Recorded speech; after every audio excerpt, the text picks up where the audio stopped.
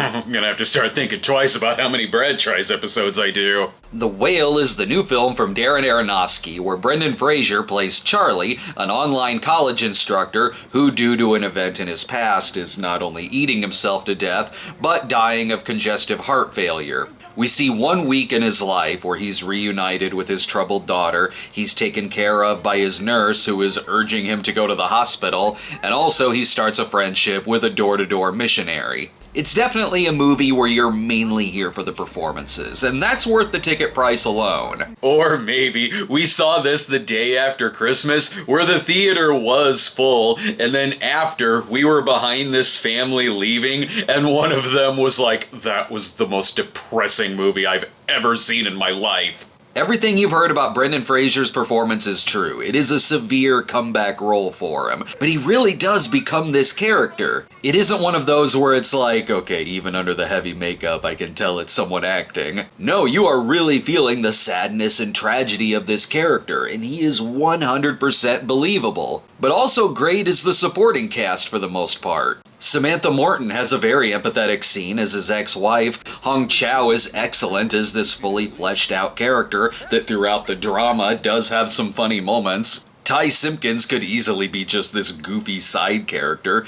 but even he's given a very good backstory here. The movie does get very monologue heavy, which probably comes with the territory of it being based on a play, and you can definitely tell, sometimes to a fault and sometimes not. Most of the actors make it feel real, but there are a lot of times it does look like a set, or like I'm watching a filmed stage play, but the emotions keep you invested. It does have some weird tones, especially in one scene where he's binge eating pizzas and a lot of other stuff, like I'm watching a John Waters movie go for an Oscar. There are manipulative moments too, especially the ending, which is a very movie ending and certainly over the top.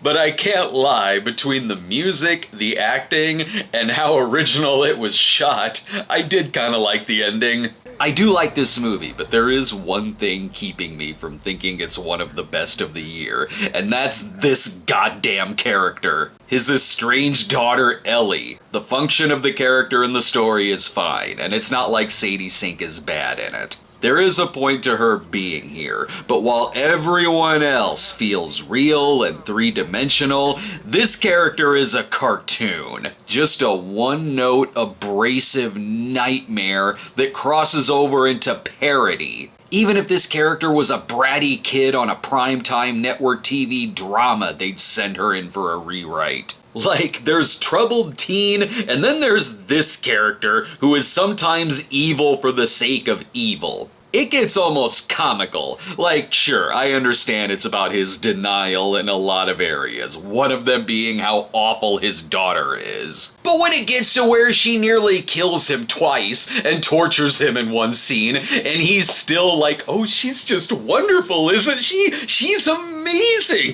It's ridiculous! She does one sadistic thing near the end, and more than one character is like, oh, she's just trying to help him and his family.